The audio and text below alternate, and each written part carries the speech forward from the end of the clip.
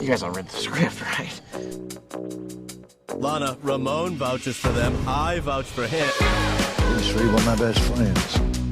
Fuck those guys. Everybody love everybody!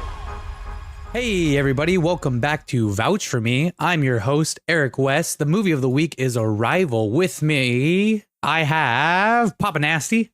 Hey. And of course, I have Abraham Lincoln. Hello there. This was my pick this week. I'm being a greedy boy. I'm taking the intro and picking the movie. But regardless, who wants to do the synopsis of Arrival with Amy Adams? Beautiful woman, 2016, absolutely gorgeous. And there's aliens, question mark? Yep. What? I'll take a shot at it. So, if anybody wants to talk about this movie and Jeremy Renner, be sure to subscribe to the Jeremy Renner app so you could talk about Jeremy Renner. Anyways, basic premise of the movie: aliens land on Earth, they make contact with humans, and the U.S. military enlists the help of expert linguist Amy Adams' character Luis to try and make sense of their language and try and communicate with them to find out their purpose. Why are they here? We'll find out. We'll find out. Yeah, it's a first contact situation, and it is fucking phenomenal. Literally, one of the greatest films I've ever seen. It turns out it's by Denis Villeneuve. Yep. Based on a true story, also, I heard. Okay, tell us more about that. I just heard from Eric West. Tell me. It was just based on another story. Tell us more about the true story. Were you there? Maybe it was a dream. You're like, dude, these tentacle aliens landed on Earth and they needed you to, I don't know, we'll talk about it. Maybe on the Patreon. Did you kiss Jeremy Renner? It's okay. You can tell us. In your fan fiction, that's okay. We'll talk about it on the Patreon. How about that? We'll leave it to that. Fair enough. It is based on a short story, though. It is based on a short story called Story of Your Life, published in 1998. It was written by a man whose name is Ted Chiang. It is I think it's a Chinese book. It was a book from China. Oh, that explains the massive role China has in the background of the story. Yes, it is a prominent role, and the events of the movie do follow the events of the book for the most part. A few things are changed, but the primary things that matter about this movie, about this book, is the language and trying to communicate with another species, another culture, another race altogether. And how did he even come up with this? Because he invented basically a written language for the alien. It turns out that Chang had spent 5 years researching and familiarizing himself in the field of linguistics before even attempting to write Story of Your Life. So this man wasn't fucking around, and it turned into a cooking. He was cooking for 5 goddamn years. And of course, we'll do a recap later. We have to dig into some production notes because this is pretty fascinating. At the end of this all, PapaNasty and Abraham Lincoln will decide whether or not they vouch for me because I picked this fucking movie because I'm in love with it. And PapaNasty, you've seen it before. You rewatched it for this. Heavy spoilers, guys. We're going to ruin the twist at the end. So please don't listen to this if you don't want this ruined for you. I did not let Abel learn anything about this movie until he fucking watched it because I was adamant about it. But what do you think, PapaNasty? What do you think about this movie in general? Oh, dun, dun, dun. I thought it was okay. No, I'm kidding. No, it was a great fucking movie. I mean, the chica watched it. It was a good romance film, sad romance film. And yeah, did the movie get me laid that night? Is that what you're asking, Eric? Yeah, absolutely. It did not. I mean, no. They literally said, do you want to make a baby? Did that not work? Hey, spoiler. No, we fucking... You know, it's funny, rewatching that, I just heard that. I didn't hear that the first time. So I fucking was laughing my ass off like a psychopath when I was watching it. And the chica was asleep. Oh, so she didn't finish it? No, the second time when I rewatched it. Oh, okay. Yeah. What was her reaction? Your intern that you have a peculiar relationship with. Interesting. My sexy intern. She cried the first time. Yeah, Aw. she cried. Did you cry at all? No, I just laughed at her. No, I was a little buzzed, so yeah, it fucked me up the first time. The second time I was like, I know what's gonna happen. Fuck. You can't get me this time. You got me this time. Yeah. It's because on the second time you could see the future. With the second time when he's like, let's make a baby. I was like, what the I don't remember that. That's incredible. Abel, this is the movie I was excited for you to watch because holy shit, you've never seen it. You didn't know the twist. The only thing I knew about it was that film fans of Villeneuve's work said it's probably his best movie. And I was like, this man cooked up Dune, Sicario, and Blade Runner. Hold up, let me find out. What was your perspective? What did you think of the overall story? And then what did you think of the plot twist? It's very thought-provoking. Yeah, I like the whole timey-wimey concepts and all that stuff. And then afterwards, all I could think of was like, damn, it would have been funnier if I watched this before I watched Attack on Titan, Tenet, and Dune. Because those kind of have similar concepts running about the premonition, stable time loops, and fate. That's what is fucked about this one, is we may have to go into the recap before we can even talk about the timeline shit, you know? Because I want to start discussing, you know, what this means on a multidimensional level. Yeah, the reveal is basically the entire theme of the story. So to discuss the theme of the movie, you have to spoil what it is in fact about. So I think we can dig into some of, what we have to do is we're going to have to talk a little production, hop right into the recap, and then at the end of the recap, just go ahead, start talking themes, and then timey-wimey shit. Yeah. Go. Okay, here we go, ladies and gentlemen. Join us for this ride. If you're on YouTube, thank you so much. Like, comment, and subscribe. And also, if you want to hear the full recap, you have to go to Spotify to listen to it, because fuck you, I'm not editing that whole goddamn video. I don't care who you are. If you want to do it for us for free, I'm not going to argue with you. It better be good. Maybe I'll give you a little handy. But we do appreciate you, Vouchers. I swear to God, we appreciate you. Tell them how much you appreciate them. We appreciate you so much. We're gonna share Eric and his hand jobs with you guys. So Aren't they great? Dylan McCluskey, tell him what time it is. it's the worst hand job of your life, but No, what? it's still a hand job. On the nasty meter from 1 to 10, what do you give it? A 2. A 2. So it's not 3 if I'm particularly drinking. nasty. 3 if I'm drunk. My apologies. In a top 10, 2 is better than 10. You're not wrong. Ladies and gentlemen, Arrival came out in 2016. It had a budget of $47 million, and it closed the box office with $203.4 million worldwide, which they made money on it, but also it didn't take the world by storm. It's going to be a cult classic, absolutely and utterly. Probably because everybody else went to go see Age of Ultron instead. I don't know. No, I think you're right. I'm looking at it right now, and 2016 highest grossing movies for 2016 are Captain America: Civil War at Fuck yeah. $1,153,000,000. Insane. Whoa. This was during peak MCU. Yep. 100%. Finding Rogue One, a Star Wars story. Finding Dory. I still have not seen that. Zootopia made $1 billion. I didn't know that. Bro, you underestimate how popular Zootopia was. It's a banger. Yeah. The Jungle Book, Secret Life of Pets, then Batman vs. Superman: Dawn of Justice. Dawn of Justice.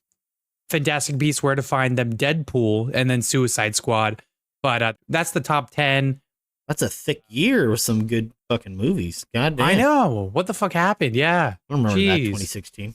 Where did we go wrong? Take me back to 2016. God damn it. Should have laid off the Mary Jane around that time, man. Jesus. I should have invested in Amazon back then. Ooh. Open up my Robinhood account. It sounds like right now you want to invest in BMW because they have those good electric cars. But I digress. Yeah. I hope that actually helped you, Vouchers. I don't know if This is not financial advice. This is not a financial advice. We will make a podcast based on that, and we will ruin your lives. And before we will ruin your lives, what's crazy about this movie is I was reading that Amy Adams read the script, and within 24 hours, she agreed to doing this movie because she thought it was groundbreaking and phenomenal. And so if you need credentials, those are some pretty fucking good credentials right then and there. Of course, it was filmed in Canada, specifically Montreal, Quebec, because Denis Villeneuve. Villeneuve. Denis You mean Villeneuve. it wasn't filmed in Montana? I thought it was done filmed in Montana, but instead of Montana, it was filmed in Denis Villeneuve's continent. I don't know how to say that. Is that good? Did I do good? Is that French? Denis Villeneuve. Say it again. Say it again. Denis Villeneuve's continent. No. It's No. Villeneuve. Yeah. Oh, yeah. But how do do you do a French accent? I don't know. We're doing pretty good. Montreal, Quebec. He filmed the movie there. Just talk like Pepe Le Pew. Come on, talk like Frenchie. Come on. Man, I don't want to be a stereotype. That's wildly disrespectful. I was trying to support, not appropriate the French culture. Guys, wow, you're really insensitive, Abel. I don't know, Lloyd. The French are assholes.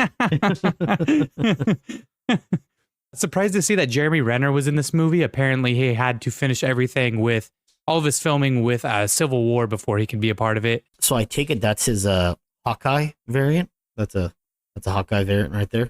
It would make sense. Yeah, you got Lois Lane, Clint Barton, and Judy in the same movie. Dude, Superman's gonna be pissed when he finds out what he did.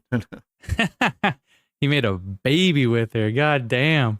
And then we also touched base on this earlier. This was based off of a different work that was Story of Your Life. If you guys want to look into that at all, it follows it beat for beat, but there are a few minor changes. For example, mostly narrative stuff. And instead of the ending being what it was, which we'll talk about, they were given basically an arc. They were given means for faster than light space travel. So pretty fascinating. But on TV Tropes, they said they also changed that the daughter died of cancer instead of rock climbing, because people would have just argued like, well, why didn't she just tell her daughter not to go rock climbing? I don't know why that's funny. Yeah, it's dying of up. cancer makes it more like it's something that she couldn't actively try to prevent.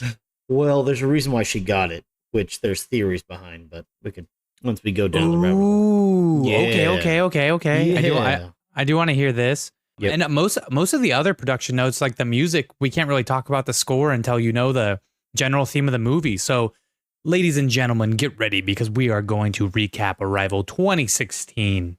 So if you still have not got the message, please stop now if you have not watched the film. Yeah, and unless you just want to hear a really good retelling of a cool story and you don't want to watch the movie, but this movie will make you cry within the first 5 fucking minutes. It'll have you staring out the window of your living room just thinking about life.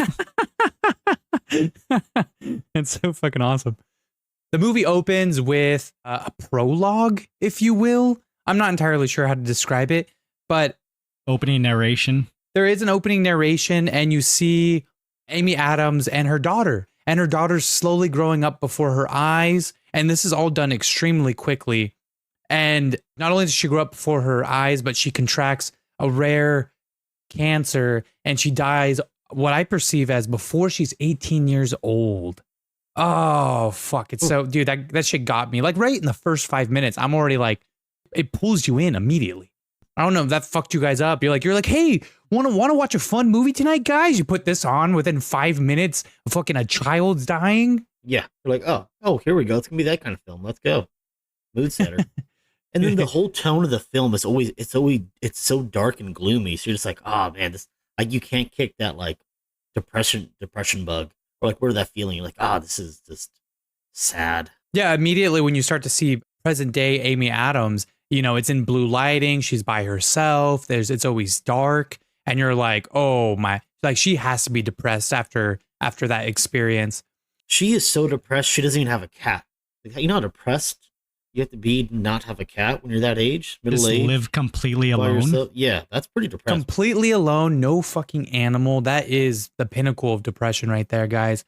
Maybe she's just coping by burying herself in her work. BetterHelp.com. We would love to be sponsored, but let me put this beer away. Well, yeah. Yeah. Repeat that again. Say, what do you want to say again? Ready? BetterHelp.com, because sometimes your thoughts get the best of you. And cut. Not bad. That's pretty good. All right. I hope you guys signed up for therapy after this. My therapist left me, and I don't know why, but we don't talk about it. Anyways, so I wish that was a joke, but I got an email, and I don't think she's doing good. So, all right.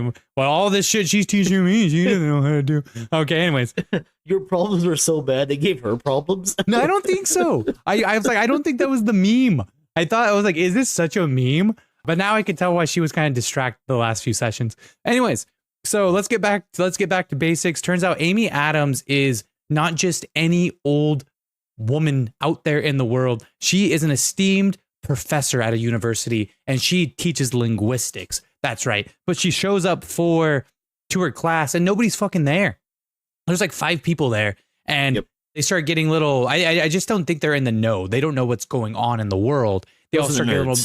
They don't know what's going on. They're there for studying. They're not on Yeah. social media. No. They woke up and went straight to class. They didn't Yeah. check their phones or They're anything. good kids. They started getting bings on their cell phone, and then the most unrealistic thing happens in this movie, and they say, "Hey, can you turn the TV on?" And behind her, for some reason, it's 2016, but behind her blackboard, she has like old like CRT television. I'm That's like, kind of cool. I was like, okay. where's the projector? I think it's like public school where everything in her classroom she pays for out of pocket. Okay, I will take that head canon. That makes sense, and that means she went all out for that TV. She has like a Wow. badass, like on the beach, nearly on the beach house, beach view house. Yeah, Makes sense. she was making it, dude. She has a gorgeous home. But it turns out they turn on the TV and what happens, but this is the crazy part because we were just talking about general depression, but 12 spacecrafts have come to Earth and landed themselves in 12 locations. United States, Montana, China near Shanghai, Russia, Siberia, Sudan, Africa, Pakistan, Venezuela, United Kingdom east of Scotland, Sierra Leone in Africa, Australia, which is north of Sydney, Japan, and Hokkaido, Greenland, Denmark, and then the Sierra Nevada in Spain. Does that make sense to you guys? Yeah. Okay. The Sierra Nevada is a desert in Spain. It's where they shot out all those like Western movies back in like the 60s, 70s. The old spaghetti westerns. Dang, that means there. Yeah. While this is all going on, there's a spaghetti western going on. Cowboys versus aliens. Daniel Craig was out there. Daniel out Craig there was saving out the world. there. Out there. He had to do what he had to do. So they don't know what the fuck's going on. Basically, class is dismissed. No one's showing up for class. She is an esteemed linguist. And so, naturally, the government shows up to her house and it's Forrest Whitaker. Great role. Great guy. What else has he been in? Because I've heard that name before. Is he an football player? Who the fuck is Forrest Whitaker? Forrest Whitaker is a pretty renowned actor. He was in Black Panther. He was in Street Kings. He was in Vantage Point. Vantage Point. He was in what else was he in? Rogue One. Rogue One. Yeah. Oh yeah. He was in My mom's DMs? probably what was one with Robin Williams in Vietnam when he's like a fucking radio guy. Oh, yeah. He was in there. Oh, Apocalypse Now. Good Morning Vietnam. Yeah, Good Morning Vietnam. Good Morning Vietnam. I was thinking Lawrence Fishburne when I said Apocalypse Now. What else was Oh, he in? wow. Why did you assume that, Abel? Tell us, Yeah, Abel. based on their general descriptions, why would you assume those were similar actors? You said Vietnam War, and I Uh-huh. thought of Apocalypse Now. Oh, yeah, You're yeah. reading too much into it. No, that makes sense. That makes sense. I read into it, and you completed the paragraph for me. So now I'm backing off. I'm not inferring anything. This isn't Read Between the Lions on PBS. So we were okay. fuck? Forrest Whitaker shows up, and we figured out what movies he was in, and it's not Lawrence Fishburne. Turns out, and he throws a recording on the He was table. also in Fallen Order. He throws a recording on the table and says, "Can you interpret this?" And she hears it. She's like, "No, I can't fucking interpret this. It makes no Yeah. sense. Yeah, This is it's just fucking well gibberish." noises. Yeah. Is this what you... Classic military brass. They're like, all right, Four Eyes. Figure this out for us. And they're like, bro, you're asking me to decipher something without even having a cipher key. Like, how am I supposed to make sense of this? It's also like 2 a.m. Like, what the fuck are you doing? Yeah. Like, come on, dude. So he calls his losses. He decides to go somewhere else. The reason why he went to her in the first place is because I think the professors at Berkeley were already giving bad information or something of that nature, or they weren't available. No, they went to her first because she still had security clearance from doing another operation for them. That's what it was. Fucking good shit right there. They said that he made short work of doing those Farsi translations when we were dealing with those insurgents. And she was like, well, you made short work at those insurgents. Ooh, so good, so witty, Good so note. catty. Meow. That response really sends in that she feels dirty for her role in all that. Okay. Sorry, guys. Nacho? Oh, I thought that was your intern. No, she's much louder. It's the other intern. Yeah, it's the other intern. It's the executive The intern. mascot. Yeah. mascot. He's the mascot. Yeah. He's the one writing payroll. So if those interns aren't getting paid, I don't know why they're on strike. I don't know He's what's the one going doing on. my notes. He's the one. Oh. putting this out. Yeah. Yeah, if they're not good enough, he eats them. Yeah, he's just, yeah. So they decide, hey, you have this amount of time to decide. They say, well, fuck you. We're going to go to a different guy and have him do it. And then she says, before you go, I want you to ask him what's the, the fucking, the Hindu The Sanskrit word for war. For war. They end up coming back that night and they say his was an argument, but hers is a dispute for more cows. Yeah, a desire for more cows. Yeah. So just playful, just fun. I really like the way they went about this. In a short matter of time, as justifiable as they can make it, she's on a helicopter. She's going to one of the sites, the one in Montana, and it is, first fucking contact. An alien spaceship comes down to the Earth, levitates above the ground. It's emitting no exhaust whatsoever, and they need to try and communicate. She meets Jeremy Renner, who immediately starts roasting her about her book, saying that language is not a cornerstone. Mr. Ian Donnelly. Language is not a cornerstone for any civilization. It's science, because he's a scientist himself. He's a physicist. He's a physicist. Yes, exactly. Because they're trying to figure out the physics of it. I like to believe he's just really just shooting the shit with her. Because how can you convey science if you don't have a way to communicate science? Like, you need language and writing to even do science. Nah, dude, he saw Amy Adams and he was like, I'm trying to I'm like, screw that Muppets party over here. I'm trying to get a seat for two with you. And so he knew he had to challenge her intellectually to even be respected by her. He's playing the long game, dude. He looked at her and said, I want to put a baby in her. Yep. Verbatim. Yeah. Verbatim. All right. Yep, we're down. Simmer down, they say. So he meet Jeremy Renner. They meet. Long story short, they get fucking, what do they call that in the military? Boners. They get clearance. They get cleared.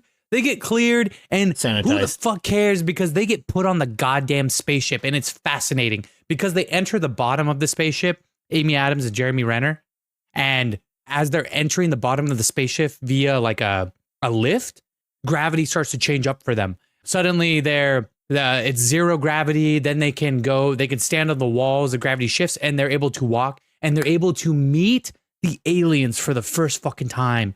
And they do such a good job of the CGI for the aliens. This was a $47 million budget, much lower than Godzilla -1, where they used a lot of CGI as well. So I just want to compare those two, because this was done in Canada and under what I hope were more reasonable terms, under better working conditions. 47 fucking million. But they're CGIing the ship. They're CGIing these two creatures you can see in this like smoky little atmosphere called the heptapods. That wasn't a real ship? Oh yeah, dude, you can go to Disneyland and see it. Actually, you can go to Universal Studios. I'm taking Nacho. Hell yeah! Gotta pipe in with that if you want to speak up. Yeah. They meet the aliens for the first times. They're deemed the heptapods, and if not now, but later, a little bit later. Jeremy Renner does give them names, and he gives them the names Abbott and Costello. And if you guys are wondering who the heck Abbott and Costello are, I don't know if you guys looked it up at all. It's a deep cut reference. It is a deep cut reference. It's a comedy duo from 1935 to 1957. They were the guys who did Who's on First. You know that stupid joke everyone's heard? It's a whole bit. There's a whole bit of, who's on first. But what they're implying is the player named Who is on first. And so they're going through this whole bit of, who's on second, who's on third. And it sounds stupid by today's standards, but back then, bro, they're like, that's the funniest shit I've ever heard in my goddamn life. That's the template for a lot of jokes these days, like in Rush Hour 3, fucking, who are you? You. No, not me, you. Yes, I am you. Just answer the damn question. Who are you? I have told you. Remember that scene? That is a direct reference to this bit that these guys did. And the reason why Jeremy Renner named the heptapods Abbott and Costello is because they had a giant bit on a miscommunication, and they're trying to communicate with. That's the entire point of this movie. Dun, dun, dun. What'd you guys think about the aliens? Ew. Freaky, but I like that they're not humanoid. Pretty cool. Like when you say freaky, do you mean like freaky, or do you mean like they were freaky? Ooh, second one. Porque no los dos. Hey. Yeah, they show up and it's just like you get this like whole feeling of anxiety for a bit from like Louise and Ian, because they're like not sure what to do, what to say. And they're already like setting this up to be kind of anxiety inducing when fucking the colonel was just all like, well, you're doing better than the last guy we had here. And like, what do you mean? What happened to the last guy? He never really elaborates on it. No, he was in the stretcher. So when he was, remember when when they're first coming in? So that was him. That was him. Come to find out. So that's like making them all like sort of on edge. Like, oh God, is something going to happen to us up there? And it's more the nerves of it all, I feel like. But PapaNasty, as you were saying. So I guess he died. That dude. No. Burn back at you, bitch. No, I guess that guy died. So that guy got so shocked by them that he died. Supposedly is what I heard from some sources from inside the film. Now the aliens killed him because he's not the one. They're like, you're not the one we want to talk to. Be gone. No, I think he was like an older guy and he just got like a heart attack or some bullshit. He got hepatitis. No, all right. I'm sorry for our viewers. Anyway, so no. Abel just played a sad horn noise, so I knew that I'm unfunny. Yeah. Well, guess what? Now I'm going to be angry funny. But we get a little montage of Amy Adams, and not necessarily the montage yet, but we get Amy Adams and Jeremy Renner. They go back to the ship a couple times, and Amy Adams doesn't go by the script. She says, nope. No, we're not going to communicate with these guys if we don't do it the right way. She takes off her contamination suit. She goes in there. She brings a whiteboard. She starts writing. She flashes them. The flashing helped. It is worth noting that they established that the ship is safe as far as they can tell because the atmospheric conditions are like Earth. There's no radiation or anything. So she figures like, okay, they only wear it just as precaution, but since they said that the ship is basically safe, she is like, fuck it, I'll just take this thing off and just communicate with them. Well, they had a canary with them, so if there was any issues also.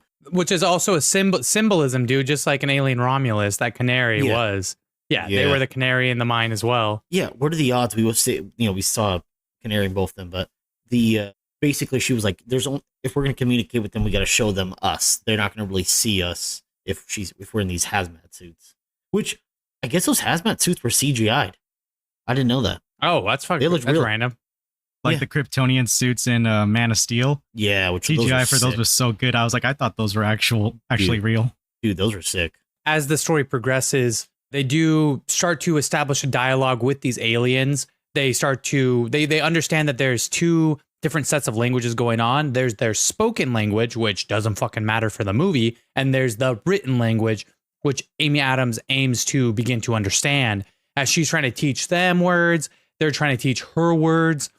The U.S. government is in correspondence with the other 12 nations that are also dealing with this. It turns out China is a big player because whatever China decides to do, everyone else kind of follows. At least 4 of the other nations decides to follow. Yeah. And so it's pretty prominent. It seems like Australia plays pretty nice with America. Of course, U.S. is already mad at Amy Adams for just like doing her own thing, but she's like, this needs to be done or we're not going to make any fucking progress. We meet a throwaway character, but not really. This like, they introduce this guy talking to his girlfriend on the phone, and you see him a couple. I forgot his rank. Yep, you see him a couple more times, but he is a stand-in for the people that don't necessarily trust what's going on with this attempted communication with the people that buy into their fear, essentially. Yeah, he's scared. The people around him are scared, and he's starting to get, you can tell he's not super trusting of the situation. He speaks up a couple times, even though he shouldn't, because he's a low-ranking officer. And you're like, yeah, and the colonel keeps telling him, like, just do your fucking job. Wait, was he the captain, right? He was the captain? Or, no, he was lower than that, wasn't he? I forget. I think he was pretty low. Oh, yeah, he was a captain. Yeah, yeah, go. Yeah, this is for Abel. No, I'm kidding you. I mean, in the grand scheme of things, that's still a low rank. I don't know. But it sounds cool. Yeah. They do make some general progress with communicating with the aliens. Of course, please watch this movie because we're retelling this and it's not like the most fascinating thing in the world. But none of this, what matters most to me is the fact that she starts this language dialogue. She's starting to understand their language. And then she suddenly starts getting flashbacks to her daughter. Interesting. Yeah. And for some reason, she can't really explain why she's thinking of her. Mm-hmm. Just all of a sudden, like these memories will flash before her eyes every so often, whether she's dreaming or working or whatever. She'll just randomly think of this little girl. And what's great is we also get to see all of these flashbacks sprinkled in throughout the way. You find out that China isn't communicating with the aliens in a normal sense. It turns out that they're playing Mahjong. which is a form of like kind of like chess. It's a competitive strategy game, but it's so in chess, it's basically you have like a royal army fighting another royal army. Kind of similar deal in chess. It's more militaristic. So like both players are like generals, I guess, and then just sending troops after each other or something like that. There we go. That totally makes sense.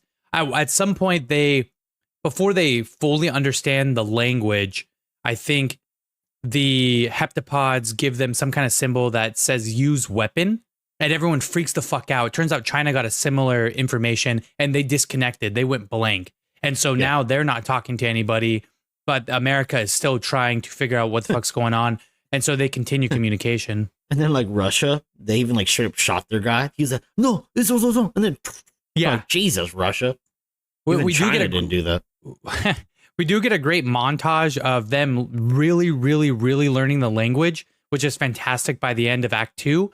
But even though they have a much better understanding of the language, China, everybody's blipping out one by one, and they're going to choose. You know, we don't know what they're going to do, but they're probably going to choose. Everyone's all buying into their paranoia because now they're assuming worst case scenario, like the aliens are here to kill us. Like, yeah, it's wartime. Let's go. Yeah, Luis is there trying to like diffuse the situation, saying like weapon could mean anything because like it could mean tool, it could mean whatever. She brings up the allegory of like if all you have is a hammer, then everything is a nail. Yeah, and they said like the reason why China came to the conclusion that it's a weapon is because they're using mahjong as a form of translating phrases. And so she says like it's a game about conquering and stuff. So like every outcome of the game they played with the aliens would just end with either one side winning or the other. Yep. And so they probably just came to a wrong conclusion. There we go. That's actually a really good point. Nice. We get to essentially we're in the third act now because we're fucking speedrunning this shit because we're good at our job. And basically something happens where they're fed certain information. Amy Adams wants to go back to consult them again within the 18-hour window. And Jeremy Renner comes with her. But it turns out there's an operation going on the ship that they're unaware of. And it turns out the captain, who's been listening to fucking some fake news ass Fox shit. I mean, just hearing people's general fear. No, he's listening to a fake ass like podcast. And also his family calling him and saying like the news is saying the aliens are going to kill you, daddy. Yep. Yeah, he's listening to like a crazy Alex Jones podcast type guy. That's not like Alex Jones who actually gives in between information. Yeah. Yeah, the colonel basically says after everything plays out is like it just a bunch of soldiers that watch too much TV. That's what happened. And it's good. Oh, yeah. Boys will be boys. Boys will be oh no. Boys will be boys. Amy Adams, Jeremy Renner shows up, but it turns out that this captain and a few of the underlings went up, they planted a bomb to blow up the ship, but they don't tell them and they just say fuck it, let them go. They let them go up there and they start communicating with the aliens, and you can see the timer going down, and you're like, get out of there! Go! But they don't know what's going on, and the aliens provide them a decent amount of information. They get pictures of it, and so later they can check on it. But the aliens literally save them. One of them rushes back just in time, uses some gravity attack to push them, and close the doors just as the bomb goes off. And I believe it was Abbott. Abbott also futilely was trying to stop them by tapping on the glass, trying to point out the bomb. And fucking sacrificed himself like a fucking god. Mm-hmm. And one thing, if you notice, he's the one that squirts out all that like information to them. And they're like, and later on, they're like, dude, he gave us so much information because one of those little squirts is, that's like fucking, that takes him a hot minute to do. Yeah. He just fucking unloads this crazy big thing. They even say it's going to take us years. Is because he's given them all this information because he knows he's going to die. So this is his last boom. Hey, take this, guys. Here's all the Abbott info. went out like Pervy Sage did. Just got to get this message out before I die. Yeah, and he got it out and he sacrificed himself. But that's why he also was late to the previous showing because he was making his last goodbyes. I wonder if he would take a nap afterwards every time. He just had to go lay down for a bit. That's He just straight up busted down the language barrier, you know what I'm saying? He just straight up fucking like the Kool-Aid man. Oh yeah. Yeah, I took my hat off to that nasty gentleman. Right there. yeah, Boom. he cream pied the English language, and I don't know how else to put it. There's a category now after this movie. Yep, there was before and after, and it has to do with octopuses, and of course, I'm not subscribed, and so that's what matters, guys. That's what matters the most. Man. But I did appreciate the representation in the boys. But as we continue, they go to although Abbott's sacrifice, they go to interpret what the hell they were saying because they just don't understand what is going on, and they're basically telling her to use the tool, use it, and she doesn't get it, but she actually goes back up into the ship and she consults the final alien, and the final alien's telling her that use the tool, use it. Yeah. And then she finally like breaks through and has a flashback of her daughter, dude. And it's crazy, but she keeps having these flashbacks, and it's great because they're still hiding the ball with what the flashbacks are, which is really, really cool. Well, she even asks the alien too. She's like, "Who is this girl?" And he's just like, "That's when we get our conclusion. It's fucking. That's the future." Yeah, that's right there. That's right when he tells her because she's asking him that it opens time or whatever. You skipped over a little part about the message that Abbott left for them. That Ian managed to figure out that the negative space in the 3D animation adds up to exactly 1/12, and he figures that this message is shared between all 12 of the ships. So the only way they can put this message together is if all 12 nations come together and share what the aliens left them. Ooh, thank you.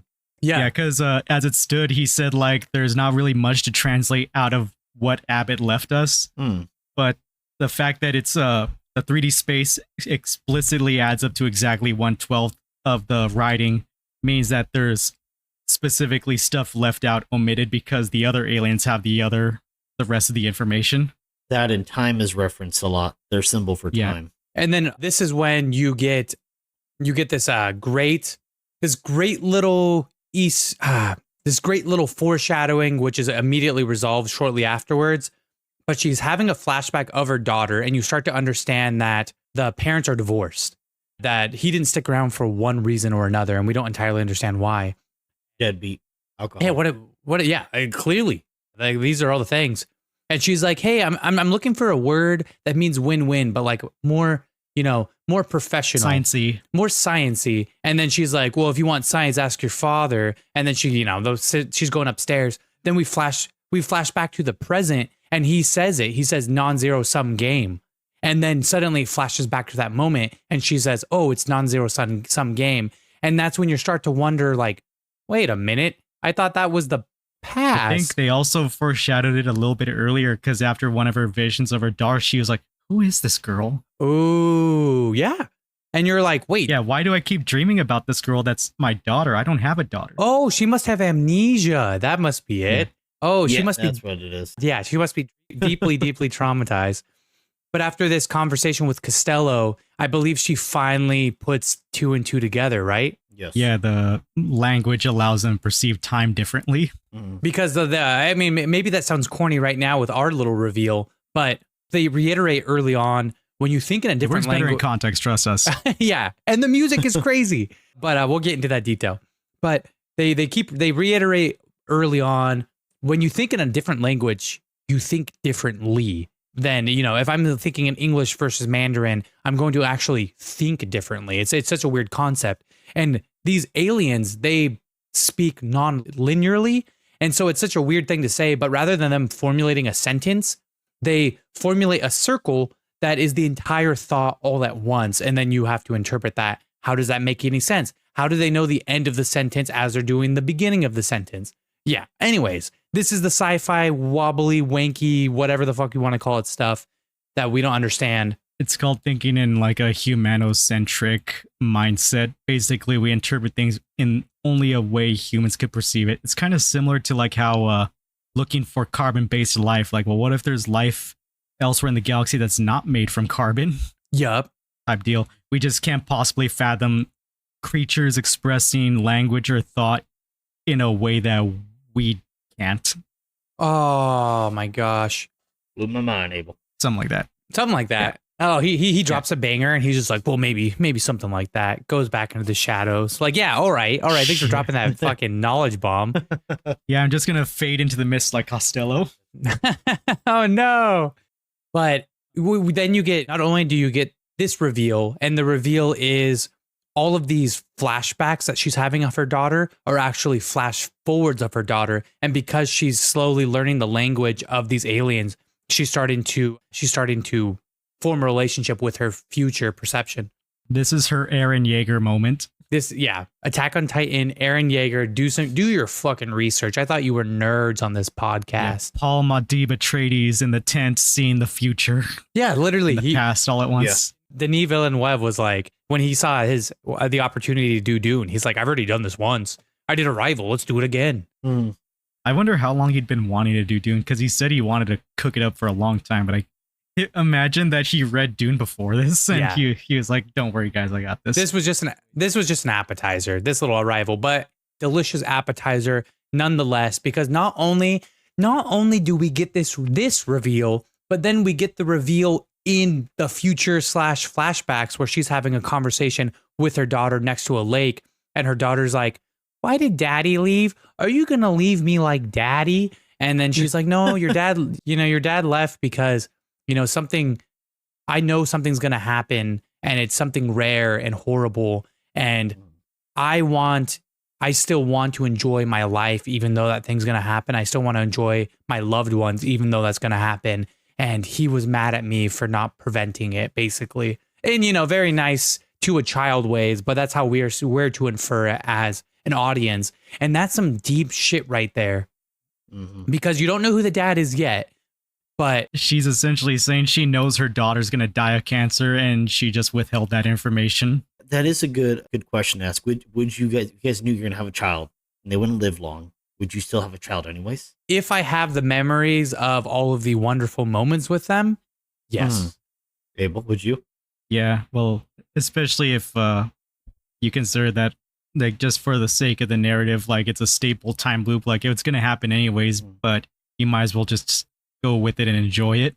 Yeah, but if I went in tomorrow and the doctor's like, yeah, if you ever have a kid, they're dying at 17, and I have no great memories with them because I don't have this incredible ability, I'm saying, fuck that, I'm adopting, and snip, buddy, I'll do it myself. I'll get in there with a pair of fucking safety scissors. I don't care. And then that kid still dies of cancer. Oh my Jesus. God. Abel, God. You can't fight fate. You can't fight fate. Out of left field. Holy shit. You need to leave. You sick man. You need to leave. Yeah, exactly. You need betterhelp.com.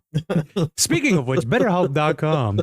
When your child dies at 17, because sometimes you just can't fight cancer. Okay, no, we're not doing that. No, we're not doing facetious. We're uncomfortable. We're uncomfortable, guys. We're being facetious. We're trying to bring levity to the situation. We love each and every one of you, Vouchers. Please give us a 5-star review. I'm begging you. This is how we process our emotions, is through humor in these uncomfortable times. So please forgive us. So the reason why her daughter got that super rare form of cancer is what I believe, and what other people too, is that because when she goes up into the heptapod to go talk to the other alien, that smoke, that mist, whatever it is, that's what gave her the cancer. Being in that. Oh, there was a reason why they kept a barrier up the whole time. Yeah, so she got that. That's kind of like Up. I know this is a crazy tangent, but that's kind of like an Up. Spoiler alert. Oh yeah, there's the old man you meet. He lives in this house because his wife died. And you're like, oh, why did the wife die? And then it shows them painting a house together back in the fucking 1940s when there was still lead in the paint.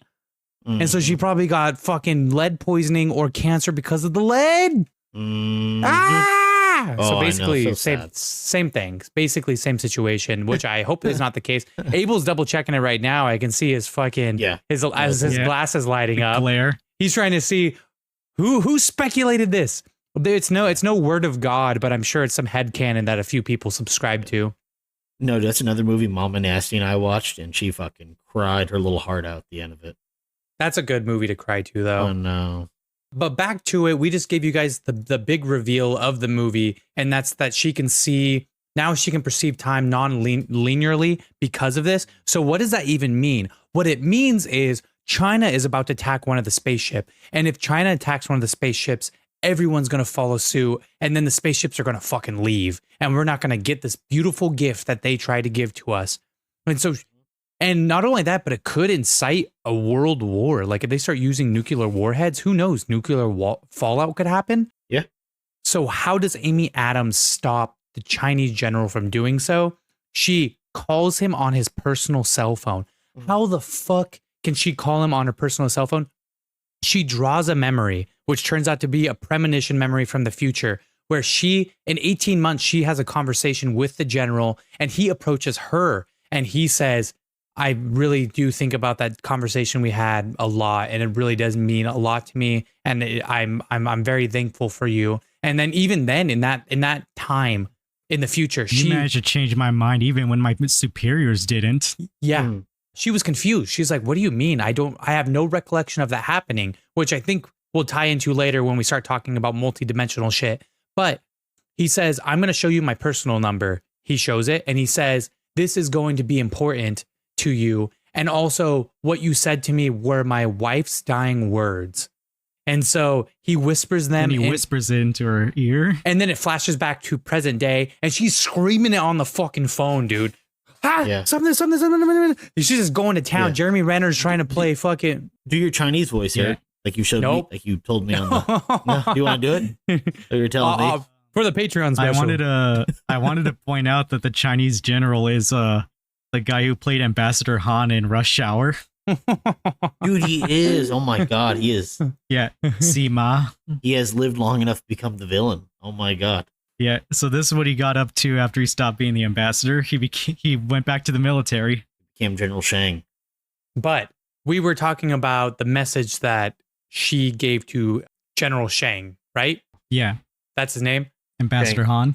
Because they have this information available online. And so, because when she's speaking in Mandarin, you don't know what the dying last words of his long lost lover was. What were they? They were. Here we go. Okay, here we go. Apparently, Chinese viewers said her pronunciation was atrocious. Oh, I mean, are you surprised? No. She's a white lady trying to speak Mandarin. And it's not like, if she was a genuine linguist, maybe she would be decent. But she was Amy Adams trying to speak Chinese. Yeah, who can barely speak English as is. The fucking damn, but she can speak the language of love. Because what a gorgeous woman. I would absolutely court her, is what I am implying. Yeah. Is that what you call it, Eric? Yep. Be courting her all evening. The dying last words of his wife, which completely stopped him from taking any action against the aliens, was, "In war, there are no winners, only widows." Pretty good. Pretty good. What? Wait, that's his wife's. Yeah, because he's a general and he's probably like a hothead. And so she was probably trying to stop him in his tracks before he did any fucking nuclear shit. It's like in the old Call of Duty games, whenever you die, I'd always play like some anti-war quote. And one of them was like, war does not determine who is right, only who is left. Truth be told. See, basically along those lines. So, yeah, agreed. That was her perspective. She did stop them from attacking, and which is fantastic because now they have officially been given the information. They've been given, she now knows what the weapon is. She knows what the tool is. She has it. She performed it. The aliens can officially leave. Yep. They leave. And all the countries stop going radio silent and agree to share their information. They agree to share the information. And since they had those little flashbacks, you do get insight as to what is to come. And it turns out that she goes on to teach the language to the general population. She writes a book as well. And her and Jeremy Renner end up together. Oh. That means that her and Jeremy Renner are going to have a child who's going to die before she's 17. And Amy Adams is still going to withhold that information until long after they've had their child. And they are going to get a divorce. And regardless of that premonition, she chooses to continue with that anyways. So, bum. But that's just a very accurate depiction of what went on in that movie. A vouch for me theory. I wanted to talk about how that grandfather paradox ass theory or like not theory, just the paradox of her looking into the future, and he's saying like, you called me in my private number. Here's my private number. And you told me what my wife said to me. Like, well, if she told him that in the past, then, but she found out in the future. So when did she actually find that out? And now we get to have a very fun discussion, guys, called about time paradoxes. Once upon a time, I obsessed over multi-dimensions. And so, although Ocarina of Time, I liked, okay, so is it a paradox? Is it a paradox? That is the question right now, guys. We gotta have the question of, is this a fucking paradox? What happened? What I believe is she perceives time on a fourth dimensional level. Okay, so what the fuck does that mean? That means that every memory specifically that she could have from being a baby to being dead, she can access them simultaneously at any point in the timeline. But it doesn't mean that she is omnipotent. It doesn't mean that she is consciously aware of them at all times. And so what I believe is that she's progressing each of these moments simultaneously, but there is still a linear, there's a linear reason as to why she comes across that information. And so in the past, she needed the information. So in the future, although she doesn't remember receiving the information, she accesses it, and then it manipulates the past. Although, how the fuck wouldn't she remember something like that? Why would she not then remember her conversation with the general in the future? Is the paradox that you're trying to express. I want it to make sense so fucking bad. Basically, the entire dispute of how Tenet worked. Basically, so from what I gather about that is, since she's perceiving time going both directions, but still like actively living in the present, simply recalling a memory like that is kind of there's a way I wanted to word this. Manipulation? She's manipulating and she's solidifying the events of the future because she's recalling that information? Sort of, yeah. Brings up the fucking Eren Yeager comparisons again.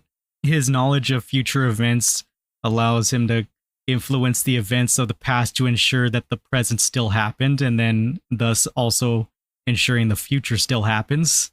Well, okay. So that's essentially what she's doing by trying to recall very crucial information for saving the world and humanity through the weapon. The number one thing I'm confused by, which I want to make sense, is her not recalling her conversation with the general until it happens. Which one? In the future, when he gives her the information, she seems confused. Oh yeah. I think it's so basically when she's like perceiving the time at that point, what I'm interpreting is to recall these things, she basically like reinserts herself into that point in time to absorb the information, like recall the memory.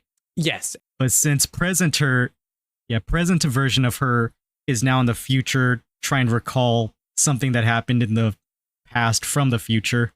And so therefore she's kind of left clueless.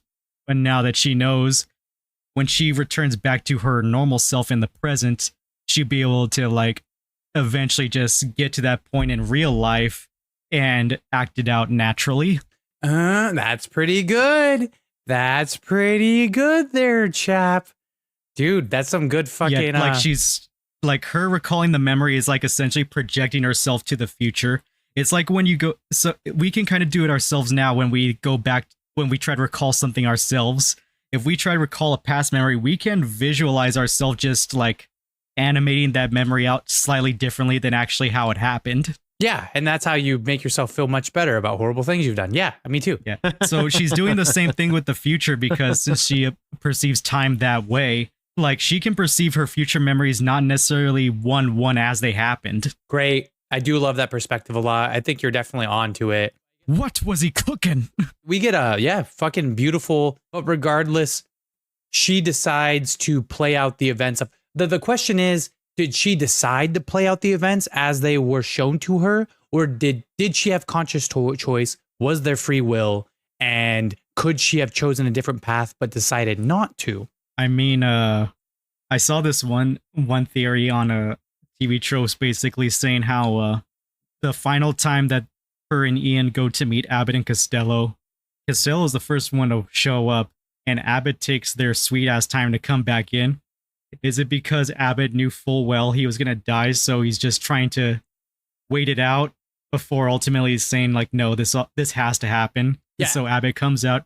Abbott tries to save them, but clearly they don't fucking get it, and so Abbott sacrifices himself to save Ian and Louise. Mm-hmm. PapaNasty, I got anything? No, that was it. That's what I was saying earlier. That's why he was making his. That's why he was late, because he was making his final.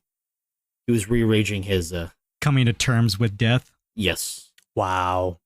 But I mean, come on. I hate it when stories do this. I love this movie so fucking much. But it's like, how come she can't operate? Why does it have to be that way? I'm mad. Why does it have to be that way? Why does she have to act out the rest of her fucking life and just die and watch her daughter die and her husband leave her? Why can't she choose differently? Why can't she fucking remember lottery numbers and just abuse them and then become a fucking millionaire? Because that wouldn't make a compelling story. That's why. If you want to get really meta about it, they can't make any different choices because that's not what the author wrote them to do. Yep. Oh. That's true. And that would be within the context of this reality too, because they're operating on a fourth dimensional level. But in order to change their decisions, that would transcend to a fifth dimensional level. Fifth dimension. Yeah. Implying that they're only perceiving time differently. They can't change it. Damn. Because things are still going to happen. That's fucked up. That's so fucking disgusting. But it's amazing because it makes you cry your little heart out. And what's even more amazing is there's a handful of little Easter eggs along the way to tell you that this story is about some kind of weird fourth dimensional circular timey-wimey bullshit. The daughter's name is Hannah, which is a palindrome. Abel, help me out here. Yeah, palindrome. Which is Hannah, so it's written the same forward and backwards. Okay, that's a small one. Kind of interesting. Doesn't matter too much. But the person who, I don't know why I keep fucking closing the goddamn Wikipedia page. I get excited. I pull up one piece of information and then I say, oh, I don't need it anymore. It's so that I fucking exit out of it. And then I feel like a fucking moron because then I get here. But the composer for this is Johan Johansson, which is a crazy ass name, first of all. Johan Johansson. Johan Johansson is what I'm going to call him because it's spelled very similar. And at least one of the main themes of the track is written using vocals and experimental piano loop. And so it can be played the same forwards and backwards. Oh, that's pretty cool. I wonder what this movie would be like if you watched it backwards or if you watched it like scene by scene backwards. It probably wouldn't make any fucking sense, but now I want to see. It kind of reminds me of the music for the Infinite Staircase in Super Mario 64. It keeps making you think that it's going higher and higher, but it's really just the same three notes being played over and over and over again. But the way it's played makes you think that the note range is getting higher and higher and higher and higher. Bruh. It does. It stresses you out when you're a fucking kid, dude. Yeah, but like it's since it's just three notes played on a loop, it really gives that sense of the Infinite Staircase. Okay. We're going to get to the end of this. Abel, I do have Letterboxd pulled up. I don't know if you pulled it up and saw anything that stood out to you. I have not had a chance, actually. I will stall for time if you want to see if you can find any good ones. Nothing crazy so far, because, for example, if I was an alien, I too would only trust Amy Adams. Like, yeah, it's fun. I think it's fun. Yeah. Here's a new segment of the show called I Asked ChatGPT What They Thought. And in thorough detail, I prompted them, the context of the film. Also, they probably were able to pull more information from the internet. And then I was like, oh, I understand it's a work of fiction, but it seems entertaining to attempt to apply some concepts of M theory to this narrative and break down the rules of her abilities. What would you interpret to be her abilities? And how do the various universal dimensions come into play? And what it has to say is she has non-linear time perception, which is Louise experiences time in a way that doesn't follow the cause and effect sequence that we're used to. She perceives past, present, and future simultaneously, which means that she has access to any moment in her timeline at any point. This could be seen as experiencing time from a fourth dimensional perspective. And then I think there's something else I had asked it that I thought was pretty good. But actually what it was saying, Abel, is hilarious because the way you broke down her perception of the future versus the current moment was kind of spot on. Dude, you are like a walking fucking mentant chat GPT over here.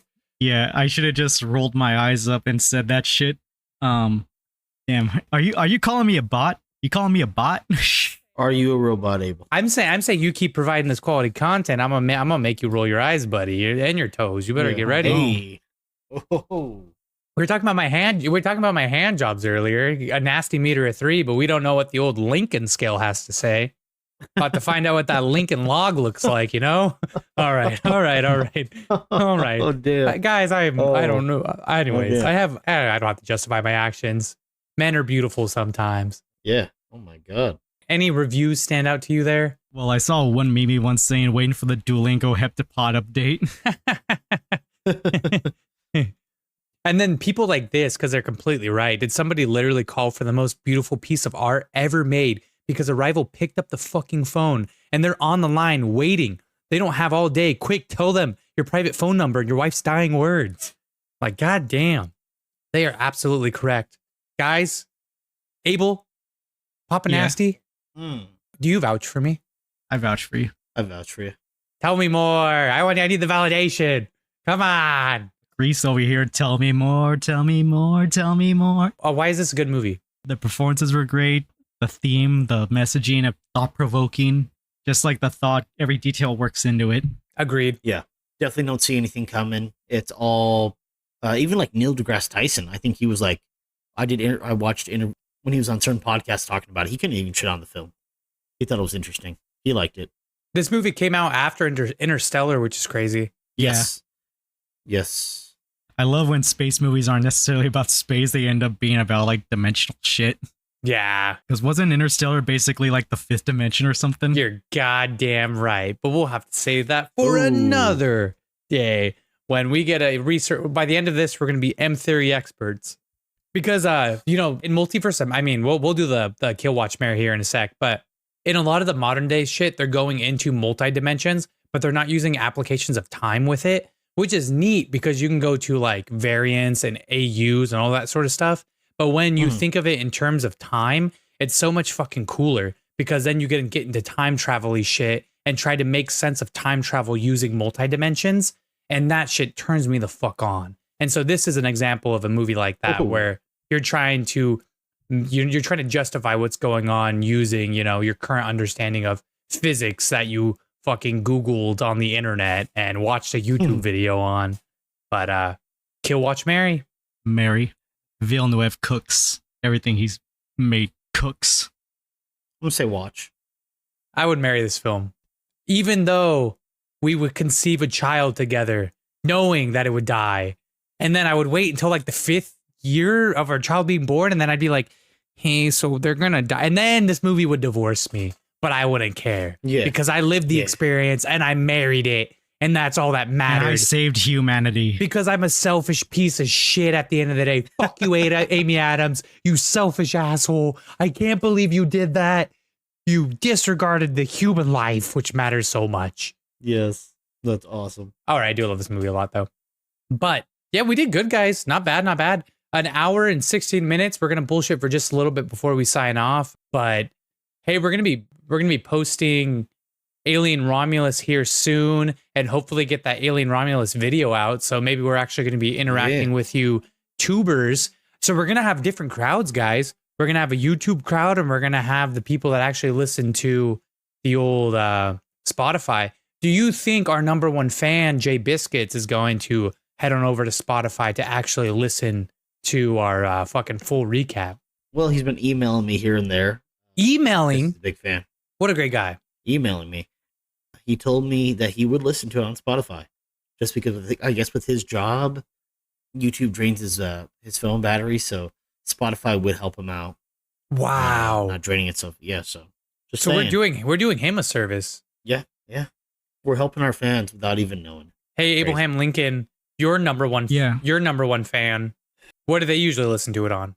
Spotify, maybe? I'd have to ask them if they use YouTube. Probably Spotify. I feel like Spotify might be, it seems like the most accessible, in my opinion. That's why we started there. Well, Well, they listen to their music on YouTube, so I think they're just on YouTube more. Oh, they use like the YouTube Music app?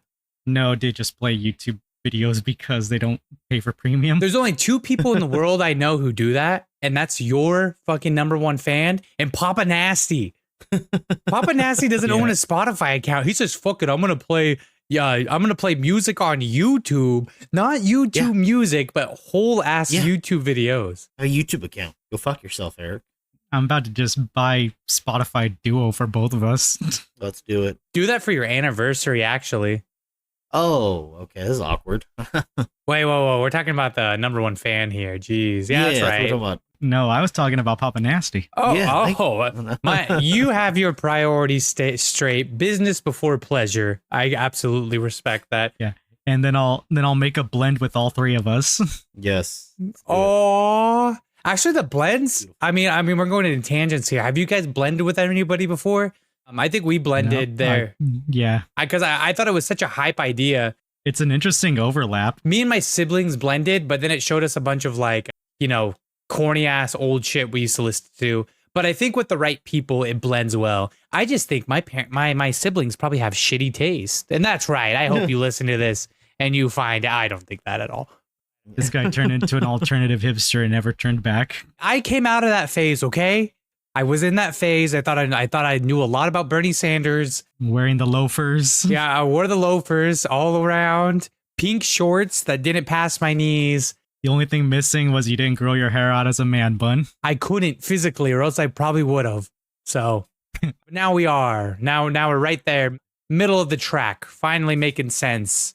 29 years old. My brain's fully developed, guys. Don't you worry. That reminds me of this TikTok I saw where it's like POV, that guy who wouldn't return your texts in 2014, and it was like this guy wearing a flannel, has a man bun, glasses. He's got like torn skinny jeans. He's got his hands in his pocket. He's doing that pose like this in all his pictures. You mean Jacob Garland? Basically. Yep. Yeah. Fuck that guy. That guy actually has a great business going on. Tandem Unicycle. Seriously think that's the greatest name for a business I've ever heard in my entire life. But regardless, I wish I was that cool. I wish I was dressed that cool. I'm over here fucking, my shirt doesn't match my skin tone. I'm wearing I think I'm wearing a Lego the Movie shirt. And I'm trying to hit on girls in the park. Yeah, that's right. That was 21-year-old me. Jesus Christ. I needed a stylist 10 years ago. I need a stylist now. No, it's the girlfriend effect, bud. I don't know if PapaNasty, have you experienced the girlfriend effect? I feel like I watched you glow up after you met your girlfriend. Mama Nasty, yeah. She helped out a little bit. Oh, no, man. My fuckboy stage. Wearing some nice boots, not wearing, like, you still wear tight shirts, but they're not, like, compression shirts. Yeah, I think you started getting into watches already. Yes. Cowboy hats, sunglasses. There it is. Yeah. Whole shebang. Grew out your facial hair. Yeah, crazy. Overnight. It's really coming in. Yeah, dude, Yeah, crazy. yeah, cool. You just wake up like this, and sometimes you can just take it off, and it'll be there the next day. I don't want to ruin it for you guys, but PapaNasty has no chin whatsoever. Yeah, so this is doing him some favor. Chin. Yeah, he looks like Ed from Ed, Ed and Eddie. I can't do it, Ed, per se. All right. Jesus so Christ. good. Guys, thank you so much for listening to the pod. We really do appreciate it, but we are going to call it a night. Next up, we got a few things cooking. We got Predators we're going to do on PapaNasty's behalf. And Abel, have you decided yet? I'll get back to you on that. All right. If you need it, if you need any ideas, Rush Hour would be good. But I'm not here to pick his picks for him. I'm just here to steal his picks when I find out mine are horrible. So guys, thank you so much. Please like, comment, subscribe, leave that 5-star review, and have a good fucking night. Thank you, guys. Later, y'all. Later.